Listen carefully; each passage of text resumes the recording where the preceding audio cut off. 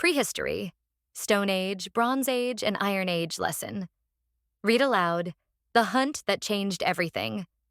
In the time before time had a name, when the world was wild and wide, a girl named Kayla lived with her family in a wandering band of hunters. The sun burned hot above the endless grasslands, and the wind carried whispers of distant herds. Kayla was 12 summers old, with sharp eyes and a quick step, always ready to follow her father, Tor, on the hunt.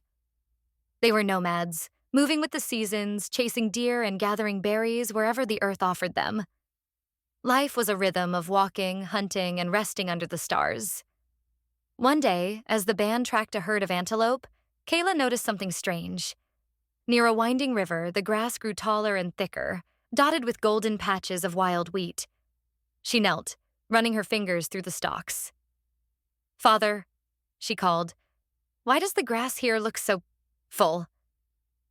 Tor squinted at the wheat, then at the river. "The water feeds it," he said. "The earth is generous where the river runs." Kayla nodded, but her mind buzzed with questions.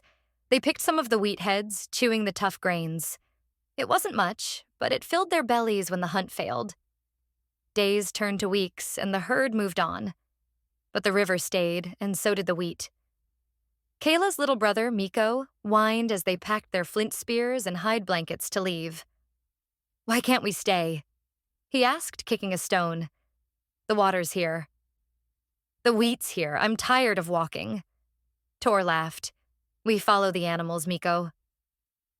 "That's how we live." But Kala saw her father pause, glancing back at the river.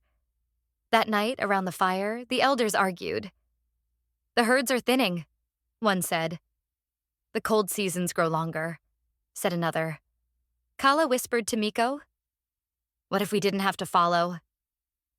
The next morning, Tor surprised them all. "We'll stay," he declared. "Just for one season. We'll try something new," the band grumbled, but they unpacked. Kayla and Miko gathered handfuls of wheat, smashing the grains with stones until they turned to a rough meal. Their mother, Lyra, mixed it with water and baked it over the fire. It wasn't deer meat, but it was food, and it didn't run away. Weeks passed, and the band built shelters from branches and mud, sturdier than their old hide tents. Kayla watched her father dig small holes near the river, dropping wheat seeds into the earth. "If the river feeds the wild wheat," he said, "maybe it'll feed ours too." The others joined in, planting seeds and watching the sky for rain. When green shoots poked through the soil, Kala cheered. They weren't just taking from the earth anymore. They were growing with it. By the next season, the band had changed.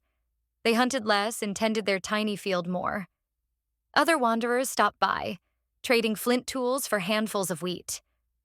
Kayla overheard her father talking with Lyra one night. "If we stay, we could build something bigger," he said.